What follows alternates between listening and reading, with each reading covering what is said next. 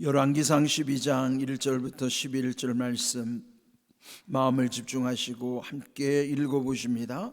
르호보암이 세겜으로 갔으니 이는 온 이스라엘이 그를 왕으로 삼고자 하여 세겜에 이르렀음이더라.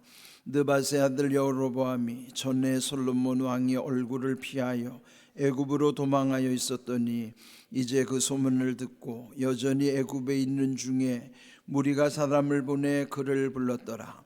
여로보암과 이스라엘의 온 회중이 와서 르호보암에게 말하여 이르되 왕의 아버지가 우리의 멍에를 무겁게 하였으나 왕은 이제 왕의 아버지가 우리에게 시킨 고역과 매운 무거운 멍에를 가볍게 하소서.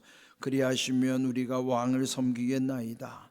르호보암이 대답하되 갔다가 3일 후에 다시 내게로 오라 하매 백성이 가니라. 르호보암 왕이 그의 아버지 솔로몬의 생전에 그 앞에 모셨던 노인들과 의논하여 이르되 너희는 어떻게 충고하여 이 백성에게 대답하게 하겠느냐? 대답하여 이르되 왕이 만일 오늘 이 백성을 섬기는 자가 되어 그들을 섬기고 좋은 말로 대답하여 이르시면 그들이 영원히 왕의 종이 되리이다 하나 왕이 노인들이 자문하는 것을 버리고 자기 앞에 모셔 있는 자기와 함께 자라난 어린 사람들과 의논하여 이르되 너희는 어떻게 자문하여 이 백성에게 대답하게 하겠느냐?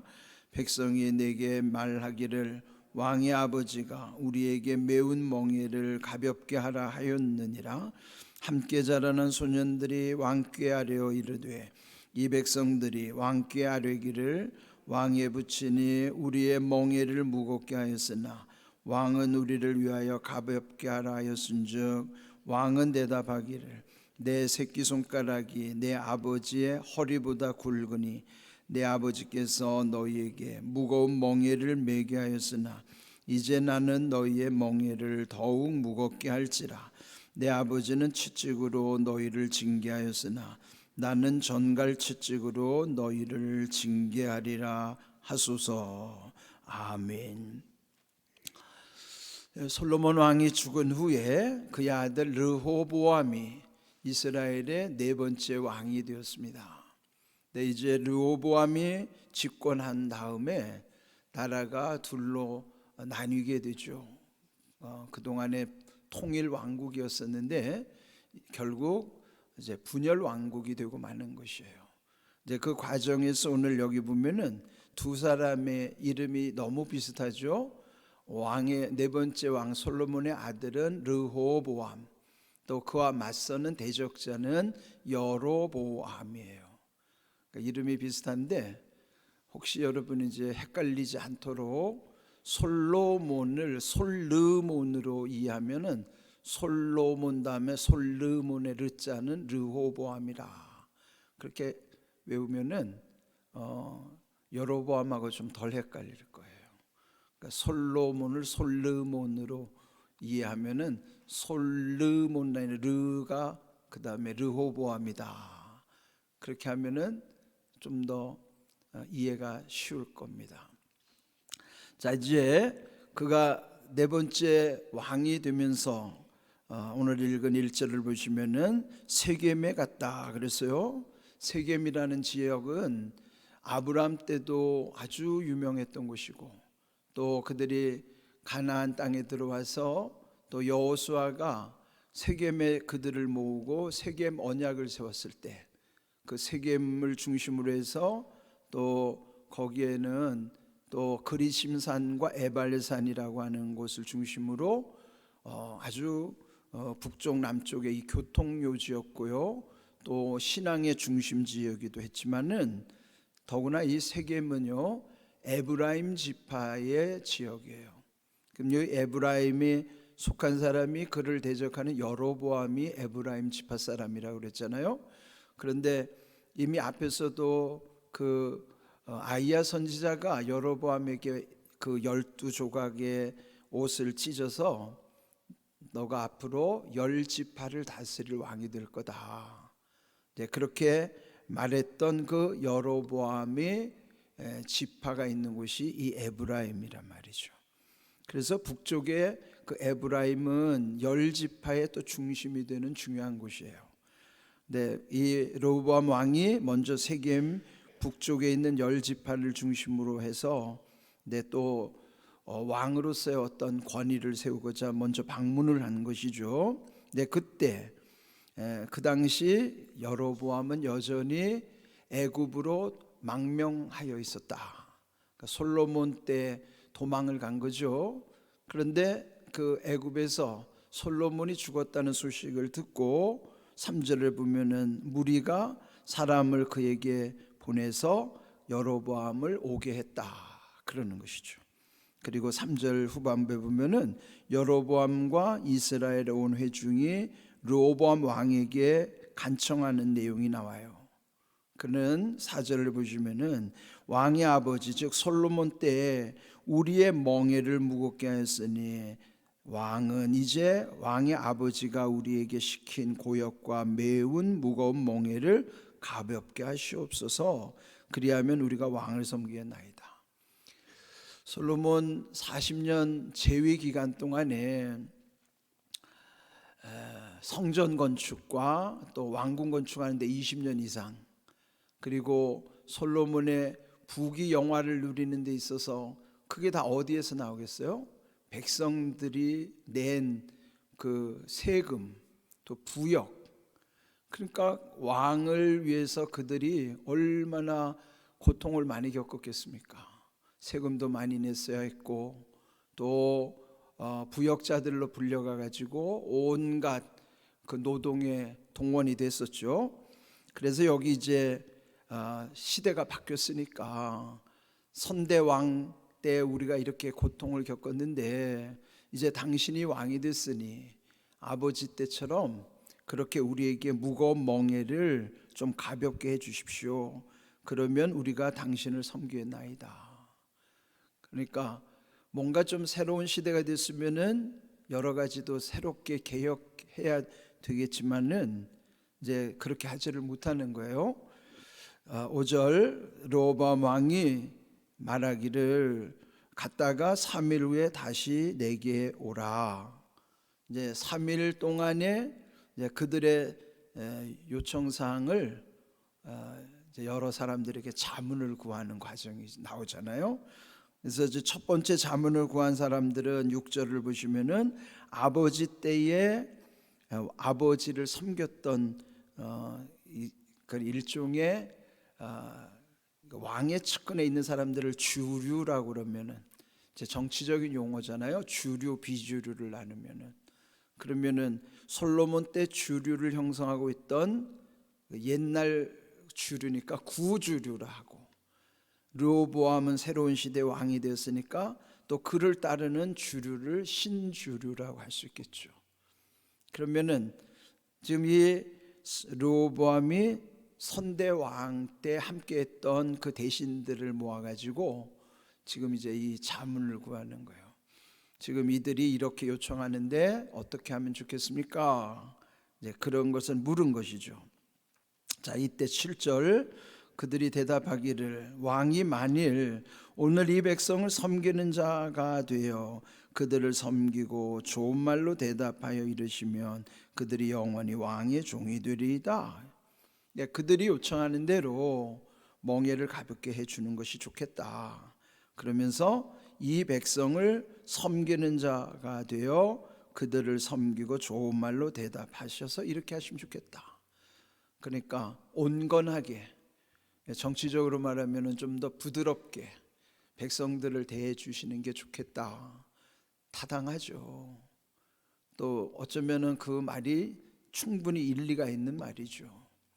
백성들의 마음을, 그 원망을 그래도 잘 풀어줘야, 그래야 뭔가 좀 백성들과 화합을 이룰 수 있었던 것인데, 그런데 이 르호보암은 그리하지 않았어요. 8절을 보면은 왕이 노인들이 자문하는 것을 버리고 그러니까 이제 그거는 이제 포기한 거예요. 그 정책을 포기하고 오히려 자기와 함께 자라난 어린 사람들과 의논하여 지금 현재 자기 주변에 있는 신주류파들에게 똑같이 물어보는 거예요. 그러면은 그들은 어떻게 대답했는가 하면 정반대로 대답을 한 거예요. 9절, 너희는 어떻게 자문하여 이 백성에게 대답하겠느냐? 백성이 내게 말하기를 우리에게 매운 멍에를 가볍게 하라, 그렇게 했다는 것이죠. 10절, 함께 자라난 소년들이 왕께 아뢰어 이르되, 이 백성들이 왕께 아뢰기를 왕의 부친이 우리의 멍에를 무겁게 하였으나 왕은 우리를 위하여 가볍게 하라 하였은즉, 왕은 대답하기를 내 새끼손가락이 네 아버지의 허리보다 굵으니 내 아버지께서 너희에게 무거운 멍에를 매게 하였으나 이제 나는 너희의 멍에를 더욱 무겁게 할지라. 한술 더 뜬 거예요. 지금 이 백성들이 더, 네? 그러니까 이제 이 사람들이 아직 매운맛을, 진짜 매운맛을 못 받는 것 같은데 아버지 때보다도 더 강경한 정책을 하라는 거예요. 그렇게 해서 더 무거운 멍에를 매게 하라, 너희의 멍에를 더욱 무겁게 할지라, 이렇게 말하면서 내 아버지는 채찍으로 너희를 징계하였으나 나는 전갈 채찍으로 너희를 징계하리라. 그동안에도 고통을 당해서 힘들었는데 아버지 때보다도 더 강압 정책을 하겠다고 하니 그러면은 백성들이 어떻게 하겠어요? 근데 그러면 결국은 반발할 수밖에 없는 것이고, 그래서 결국은 이제 민중 봉기도 일어날 수밖에 없는 것이고, 그렇게 하면은 결국은 이제 나라가 쪼개질 수밖에 없는 거예요. 이제 이런 지경에 이르게 된 것이죠. 우리도 끊임없이 살면서 무언가를 선택해야 되고 결정해야 되는 순간들이 있어요. 이 지금 르호보암이 이 중요한 국가의 정책을 결정해야 하듯이 우리 개인의 삶 속에서도 보면은 끊임없이 무언가를 선택하고 무언가를 결정해야 되는 게 있죠. 그런데 이따가 보면은 결정장애라는 말이 있어요. 뭔가 결정을 못하는 사람들. 그래서 꼭 누군가에게 의존해야 할 수밖에 없는 상황. 물어봐야 되는 거예요. 물론 묻는 거는 좋은 거죠. 그러나 그건 참고사항일 뿐이에요. 그런데 지금 이 솔로몬은 둘 중에 하나를 택하는 것이 옳은 것인가? 사실 그렇지 않아요. 이전에 노장파, 소장파가 있으면은 구주류인 노장파와 신주류인 소장파에게 물어보는 것은 참고사항이죠. 그런데 이보다 더 중요한 게 뭘까요? 결론은 하나님께 물어야 돼요. 또 하나님께 여쭤봐야죠. 그리고 나서 주변에서 들려오는 이야기들은 참고사항으로 삼는 거예요. 그리고 하나님이 기뻐하시는 일이 무엇일까? 하나님의 뜻을 구하는 것이 모두에게 유익한 길이에요. 우리도 무슨 일을 하든지 일단은 개인의 일에 있어서도 되게 보면은요, 호불호, 유불리, 호 좋아하는 거나 불호 안 좋아하는 거, 유리한 거, 불리한 거, 유리한 거, 불리한 거, 좋아하는 거, 안 좋아하는 거, 대개 보면은 그 정도 차원에서 뭔가를 선택하고 결정하기 쉽죠. 근데 그러다 보면은 또 부작용이 많이 생깁니다. 우리는 호불호, 유불리보다 더 중요한 거는 마땅히 해야 될 것이 무엇인가, 반드시 해야 되는 것이 있고 반드시 하지 말아야 되는 것이 있지만은 그 중간에 해도 되고 안 해도 되는 선택사항이 있어요. 그럼 먼저 이러한 것에 대한 지혜를 하나님께 구해야 되는 거예요. 반드시 해야 되는 거는, 또 반드시 하지 말아야 되는 것은 고민할 것도 없어요. 반드시 해야 되는 것은 하기 싫어도 해야 되고요, 반드시 하지 말아야 될 것은 하고 싶은 유혹이 있어도 그건 하면 안 돼요. 그러니까 일단은 반드시 해야 되는 것과 반드시 하지 말아야 될 것은 고민할 사항이 아니에요. 문제는 뭘까요? 유혹 때문에 견디지 못하는 거. 유혹이 있으니까 반드시 해야 될 거 안 하고, 유혹 때문에 반드시 하지 말아야 될 걸 하고, 그게 우리의 어리석음이라 말이죠. 반드시 해야 될 것과 반드시 하지 말아야 될 거는 너무나 분명해요. 이것 가지고 혼란을 겪으면 안 됩니다. 다만 우리가 어리석기 때문에, 지혜가 모자라서 유혹을 견디지 못해서 그리 갈 뿐이에요. 그건 잘못되는 거예요. 100% 잘못되는 거예요.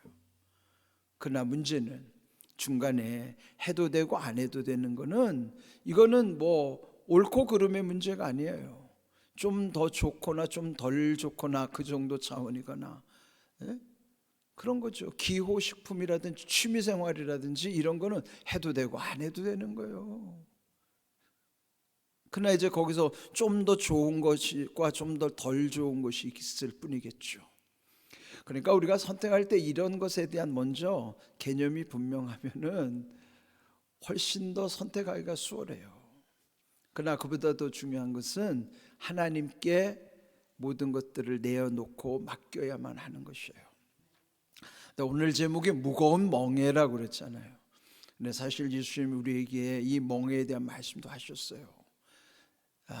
마태복음 11장 28절 우리 함께 읽어봅니다. 수고하고 무거운 짐진 자들아 다 내게로 오라 내가 너희를 쉬게 하리라 그랬습니다. 우리 인생은요, 수고하고 무거운 짐을 지고 가는 존재예요. 수고는 뭘까요? 우리 마땅히 해야 되는 게 수고예요. 근데 무거운 짐은 또 뭘까요? 그는 별로 하고 싶지 않은 것이 어쩔 수 없이 내 위에다가 점점 이렇게 쌓아 놓는 게 이게 무거운 짐이에요. 수고는 어쩔 수 없어요. 근데 굳이 무거운 짐은 안 지고 가도 돼요. 근데 우리 인생이 어찌 그렇습니까? 내가 마땅히 해야 되는 수고도 힘들지만 어떤 때는 이거 내가 하지 말아야 되는 것들도 괜히 그냥 이렇게 짐을 지고 사는 거예요. 무거운 짐이라는 건 뭐예요? 건강에 이상이 오는 거, 이 병 드는 것도 내 몸에 무거운 짐이에요. 가정에 힘든 일이든지 어떤 관계에서 오는 어려움이라든지 이거 내가 원치 않는데 고통을 겪는 거는 이게 다 무거운 짐들이란 말이에요. 그러니까 우리는 다 수고 플러스 무거운 짐들이 얹혀져 가지고 살아가는 거예요. 예수님이 정확하게 우리 인생을 통찰하신 거예요. 수고하고 무거운 짐진 자들에게 모든 인생이 여기서 예외가 없어요. 수고하고 무거운 짐진 자들아 다 내게로 오라. 누구나 다 오라는 거예요. 여기 초청에 어떤 사람을 선별한 것도 아니고 특정인만을 초청한 것도 아니에요. 모든 인생이 그러하다는 거예요. 우리 수고하고 무거운 짐을 지고 가는 우리 모든 인생을 주님이 왜 우리를 부르시는가? 쉬게 하겠다. 쉬게 하겠다. 수고하고 무거운 짐진 인생에게서 가장 중요한 건요, 쉼을 얻는 거예요. 쉬는 거예요. 자, 그 다음 29절 함께 읽어봅니다. 나는 마음이 온유하고 겸손하니 나의 멍에를 메고 내게 배우라.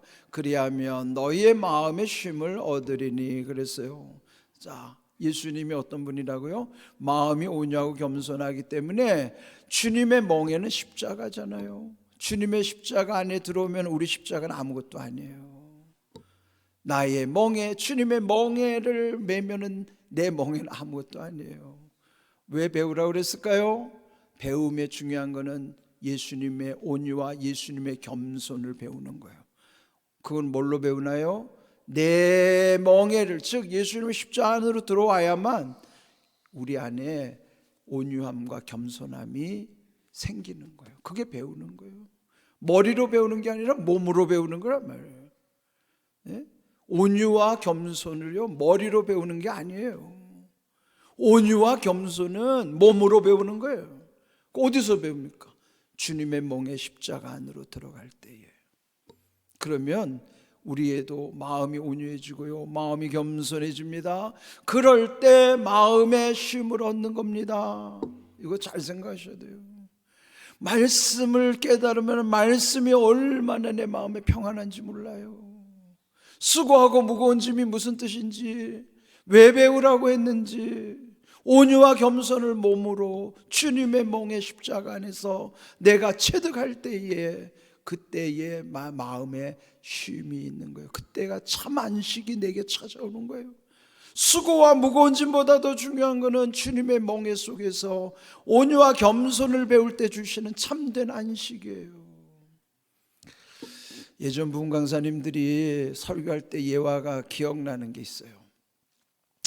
옛날 이제 전쟁 끝난 다음에 그때는 교통수단도 불편하고 그랬는데 한 번은 미군 병사가 차를 몰고 시골길을 가는데요, 비포장도를 가는데 저 앞에 어떤 아주머니가 짐을 큰 거를 그냥 머리에다 지고 하는 게 너무 불쌍해서 차를 세우고 아주머니 뒤에 타시라고. 그리고 미군 치프 뒤에 차를 타고 갔는데 한참을 갔는데 뒤에서 보니까 아줌마가 여전히 짐을 그대로 이고 앉아 있는 거예요. 그래서 차를 세우고 아니 아주머니 무거운 짐 내려놓으시죠. 그랬더니 뭐라고 하는지 알죠? 아이고 차를 태워주신 것만도 감사한데 어떻게 짐까지 내려놓습니까? 이게 웃을 일이 아니에요. 우리는 지금 주님이 태워주신 구원열차를 타고 가면서도 여전히 자기 짐 안 내려놓고 태워준 것만도 감사한데 어떻게 내 짐을 내려놓느냐고. 그 어리석은 모습이 내 모습이란 말이에요. 우리도 지금 구원열차를 타고 갔으면 짐도 내려놔야죠. 근데 여전히 태워주신 것도 감사한데 어떻게 짐까지 내려놓습니까? 라고 어리석은 말을 한다 이 말이에요. 그건 믿음이 아닌 거예요. 믿음이라는 것은 우리가 구원열차에 이미 구원받은 자로서 천국을 향해 간다고 그러면 이 세상의 모든 무거운 짐, 수고하고 무거운 짐을 주님께 내어놓는 거지. 이게 믿음이란 말이죠. 그럴 때 주님의 멍에 속에서 온유와 겸손을 배우게 되면 그때 참 안식이 우리 가운데 온다는 거죠. 오늘 여기에 무거운 멍에가 오늘 우리에게 어떤 말씀으로 다가오는지를 주님의 초청의 음성에 귀를 기울이십시오. 이런 귀한 은혜가 우리 가운데 늘 함께 하시기를 주님의 이름으로 축복합니다. 아멘.